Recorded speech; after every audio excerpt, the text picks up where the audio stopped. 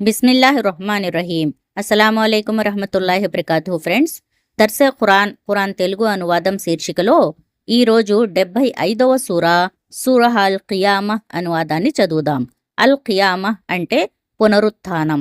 ఈ సూరా పేరు మొదటి ఆయత్లోనే ఉంది. ఇందులో పునరుత్థాన దినం గురించి వివరాలున్నాయి. ఇది మొదటి మక్కా కాలపు సూరా. ఇందులో 40 ఆయతులు ఉన్నాయి. రండి ఫ్రెండ్స్, ఇప్పుడు ఈ సూరా యొక్క అనువాదాన్ని చదువుదాం. మీరు కూడా నాతో పాటు చదవండి. బిస్మిల్లాహిర్రహ్మానిర్రహీం. అనంత కరుణామయుడు, అపార కృపాశీలుడు అయిన అల్లా పేరుతో ప్రారంభిస్తున్నాను. కాదు, నేను ప్రళయ దినం సాక్షిగా చెబుతున్నాను. కాదు, నేను ప్రబోధించే అంతరాత్మ సాక్షిగా చెప్తున్నాను.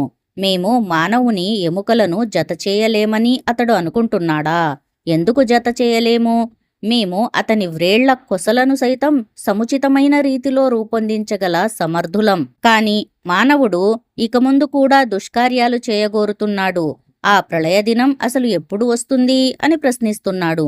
ఆ తరువాత కనుగుడ్లు తేలవేయటం జరిగినప్పుడు, చంద్రుడు కాంతిహీనుడైపోయినప్పుడు, సూర్యచంద్రులు ఒకటిగా కలిపివేయబడినప్పుడు ఈ మానవుడే ఎక్కడకు పారిపోవాలి అని అంటాడు. ఎన్నటికీ జరగదు. అక్కడ ఎలాంటి ఆశ్రయమూ ఉండదు. ఆ రోజున నీ ప్రభువు వద్దకే పోయి ఆగవలసి ఉంటుంది. ఆ రోజున మానవుడికి అతడు ముందు వెనుక చేసింది, చేయించింది అంతా తెలుపబడుతుంది. అదీగాక మానవుడు ఎన్ని సాకులు చెప్పినా స్వయంగా అతనికే తనను గురించి బాగా తెలుసు.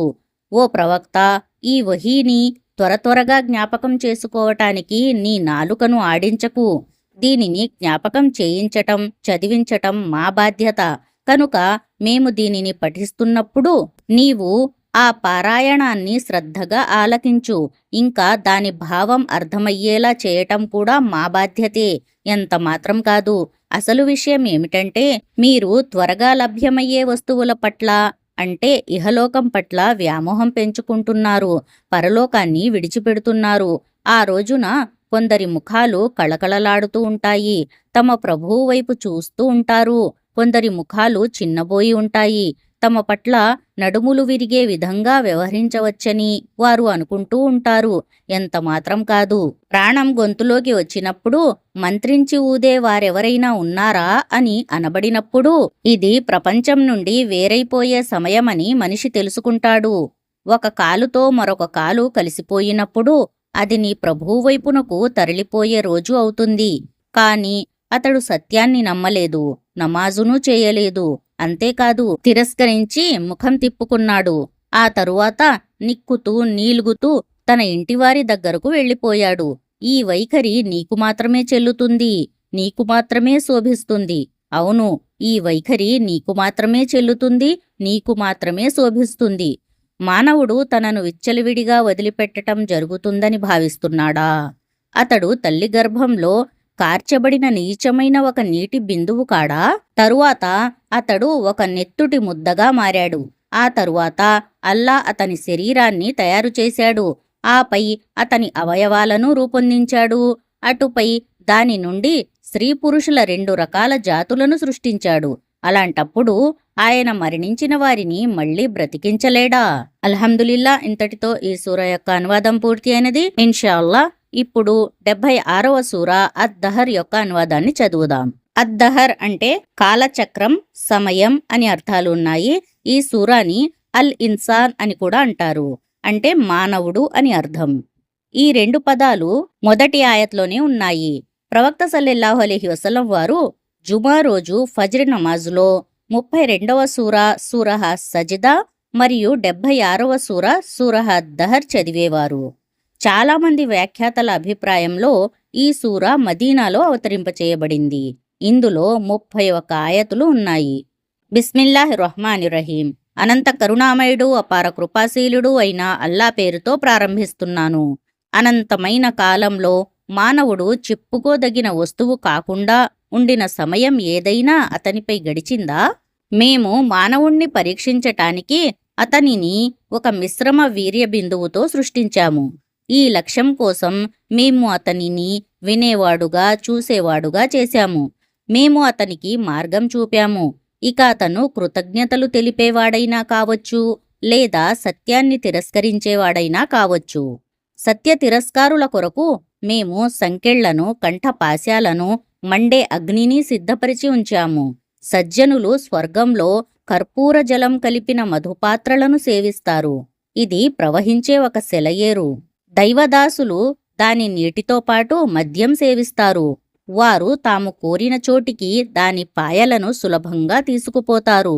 వారు ఎలాంటివారంటే ప్రపంచంలో మొక్కుబడి చెల్లించేవారు, నలువైపుల నుండి ఆపదలు కమ్ముకొని వచ్చే దినానికి భయపడేవారు, మరియు అల్లా మీది ప్రేమతో పేదలకు, అనాథులకు, ఖైదీలకు అన్నం పెట్టేవారు. వారు వారితో ఇలా అంటారు: మేము కేవలం అల్లా కోసమే మీకు అన్నం పెడుతున్నాము. మేము మీ నుండి ఎలాంటి ప్రతిఫలాన్ని గాని, కృతజ్ఞతలను గాని ఆశించటం లేదు. దుర్భరమైన ఆపదలతో కూడుకున్న సుదీర్ఘమైన రోజున మా ప్రభువు విధించే శిక్ష గురించి మేము భయపడుతున్నాము. కనుక అల్లా వారిని ఆనాటి కీడు నుండి రక్షిస్తాడు. వారికి తాజాదనాన్ని, ఆనందాన్ని ప్రసాదిస్తాడు. వారి సహనానికి ప్రతిఫలంగా వారికి స్వర్గాన్ని, పట్టువస్త్రాలను ప్రసాదిస్తాడు. అక్కడ వారు ఎత్తైన పీఠాలపై దిళ్లను ఆనుకొని కూర్చొని ఉంటారు. వారికి ఎండవేడి బాధించదు, చలి తీవ్రత వేధించదు. స్వర్గఛాయలు వారిపైకి వంగి నీడను ఇస్తూ ఉంటాయి. దాని పళ్ళు ఎల్లవేళలా వారికి అందుబాటులో ఉంటాయి. వారు తమ ఇష్టానుసారం వాటిని తెంచుకొని తింటారు. వారి మధ్య వెండి పాత్రలు, గాజు గ్లాసులు అటూ ఇటూ త్రిప్పబడుతూ ఉంటాయి. ఆ గాజు గ్లాసులు స్ఫటికం వలె తెల్లనైన వెండితో చేయబడినటువంటివి. వాటిని స్వర్గ నిర్వాహకులు ఖచ్చితమైన అంచనా ప్రకారం నింపి ఉంటారు. అక్కడ వారికి సొంటి కలిపిన మధుపాత్రలు ఇవ్వబడతాయి. ఇది స్వర్గంలోని సల్ సబీల్ అనే పేరుగల ఒక సెలయేరు. వారి సేవ కొరకు పరుగెత్తుతూ అటూ ఇటూ తిరిగే బాలురు ఉంటారు. వారు ఎల్లప్పుడూ బాలురుగానే ఉంటారు. మీరు వారిని చూస్తే వెదజల్లబడిన ఆణిముత్యాలా అని అనుకుంటారు. అక్కడ మీరు ఎటు చూచినా దైవానుగ్రహాలే మీకు కనిపిస్తాయి. ఇంకా ఒక మహత్తర సామ్రాజ్య వైభవం కనిపిస్తుంది. వారి వంటిపై సన్నని ఆకుపచ్చని పట్టు వస్త్రాలు, ఖరీదైన జలతారు అల్లిన దుస్తులు ఉంటాయి. వారికి వెండి మురుగులు తొడుగుతారు. వారి ప్రభువు వారికి ఎంతో పరిశుద్ధమైన మద్యాన్ని ప్రసాదిస్తాడు. మీకు లభించే ప్రతిఫలం ఇది. మీరు చేసిన పనులు విలువైనవిగా గుర్తించబడ్డాయి. ఓ ప్రవక్త, మేమే ఈ ఖురాన్ను కొంచెం కొంచెంగా నీపై అవతరింపజేశాము. కనుక నీవు నీ ప్రభువు ఆజ్ఞ విషయంలో సహనం వహించు. వారిలోని ఏ దుర్మార్గుని మాటలుగాని, ఏ సత్య తిరస్కారి మాటలుగాని వినకు. నీ ప్రభువు పేరును ఉదయం సాయంత్రం స్మరించు. రాత్రివేళ కూడా ఆయన సన్నిధిలో సాష్టాంగపడు. రాత్రివేళ సుదీర్ఘ సమయాలు ఆయనను స్తుతించటంలో గడుపుతూ ఉండు. వారైతే తొందరగా లభించే దానిని అంటే ప్రపంచాన్ని ప్రేమిస్తున్నారు. మున్ముందు రానున్న భారమైన దినాన్ని విస్మరిస్తున్నారు. మేమే వారిని సృష్టించాము, వారి కీళ్లను పటిష్టపరిచాము. మేము ఎప్పుడు కోరితే అప్పుడు వారి రూపాలను మార్చగలము.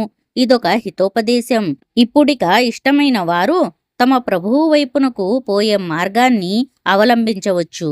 అల్లా కోరనంత వరకు మీరు కోరినంత మాత్రాన ఏమీ కాదు.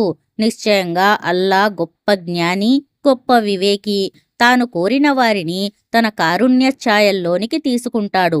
దుర్మార్గుల కొరకు ఆయన అత్యంత బాధాకరమైన శిక్షను తయారు చేసి ఉంచాడు. అల్హమ్దులిల్లా, ఇంతటితో ఈ సూరా యొక్క అనువాదం పూర్తి అయినది. ఇన్షా అల్లా ఇప్పుడు 77వ సూరా అల్ ముర్సలాత్ అనువాదాన్ని చదువుదాం. అల్ ముర్సలాత్ అంటే పంపబడేవి అని అర్థం. ఈ సూరా ఆరంభ మక్కా కాలపు సూరాలలో ఒకటి. ఈ సూరా సత్య తిరస్కారులను రాబోయే జీవితపు శిక్ష గురించి హెచ్చరిస్తుంది. అబ్దుల్లా ఇబ్నె మసూద్ రజియల్లాహు తాలా అన్హు కథనం ప్రకారం, మేము మూనాలోని ఒక గుహలో ఉండగా ఈ సూరా అవతరింపచేయబడింది. ప్రవక్త సల్లల్లాహు అలైహి వసల్లం దీనిని చదువుతుండగా అకస్మాత్తుగా ఒక పాము వచ్చింది.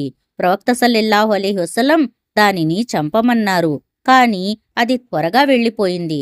అప్పుడు ప్రవక్త సల్లల్లాహు అలైహి వసల్లం వారు అన్నారు, నీవు దాని హాని నుండి మరియు అది నీ హాని నుండి తప్పించుకున్నారు అని. ప్రవక్త సల్లల్లాహు అలైహి వసల్లం కొన్నిసార్లు మగ్రిబ్ నమాజ్లో ఈ సూరా చదివేవారు. ఇందులో 50 ఆయతులు ఉన్నాయి. రండి ఫ్రెండ్స్, ఇక ఆలస్యం చేయకుండా ఈ సూరా యొక్క అనువాదాన్ని చదువుదాం. బిస్మిల్లాహిర్ రహ్మానిర్ రహీం. అనంత కరుణామయుడు అపార కృపాశీలుడు అయిన అల్లాహ్ పేరుతో ప్రారంభిస్తున్నాను. ఒకదాని తరువాత ఒకటి వరుసగా పంపబడే వాటి గాలులు సాక్షిగా అవి తుఫాను వేగంతో వీస్తాయి మరియు మేఘాలను లేపి వ్యాపింపజేస్తాయి. తరువాత వాటిని చీల్చి వేరు చేస్తాయి. అటుపై హృదయాలలో దేవుని జ్ఞాపకాన్ని జనింపజేస్తాయి. సాకుగా కాని లేదా హెచ్చరికగా కాని ఏ విషయం గురించి మీకు వాగ్దానం చేయబడుతుందో అది తప్పనిసరిగా జరగవలసి ఉన్నది. ఎప్పుడైతే నక్షత్రాల కాంతి మందగిస్తుందో, ఆకాశం చీల్చివేయబడుతుందో, పర్వతాలు తుత్తునియలుగా చేయబడతాయో, దైవ ప్రవక్తలు హాజరయ్యే సమయం వస్తుందో ఆ రోజున అది సంభవిస్తుంది. ఏ రోజుకై ఈ పనులన్నీ ఆపి ఉంచబడ్డాయి? తీర్పు దినానికై. ఆ తీర్పు దినమంటే ఏమిటో నీకేమి తెలుసు?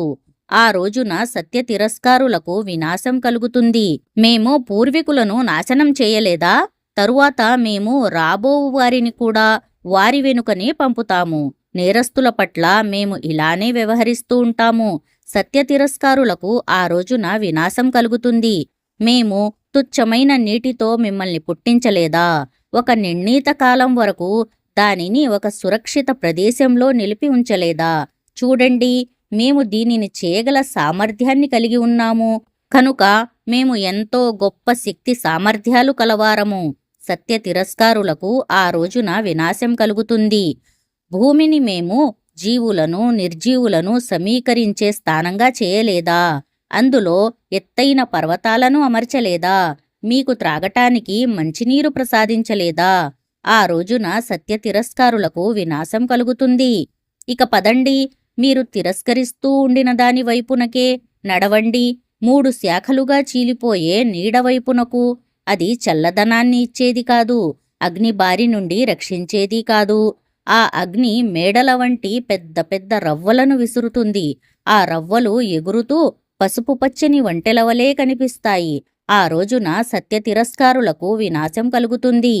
వారు ఏమీ మాట్లాడలేని రోజు, వారికి సాకులు చెప్పుకునే అవకాశం సైతం ఇవ్వబడిని రోజు ఇదే.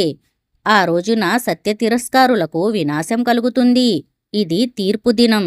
మేము మిమ్మల్ని మీకు పూర్వం గతించిన వారిని సమావేశపరిచాము. ఇప్పుడు మీరు గనక నాకు వ్యతిరేకంగా ఏదైనా పన్నాగం పన్నగలిగితే పన్ని చూడండి. ఆ రోజున సత్య తిరస్కారులకు వినాశం కలుగుతుంది. దైవభీతి కలవారు ఈ రోజున నీడల క్రింద సెలయేళ్ల మధ్య ఉన్నారు. వారు ఏ పండ్లు కోరినా అవి వారి కొరకు సిద్ధంగా ఉన్నాయి.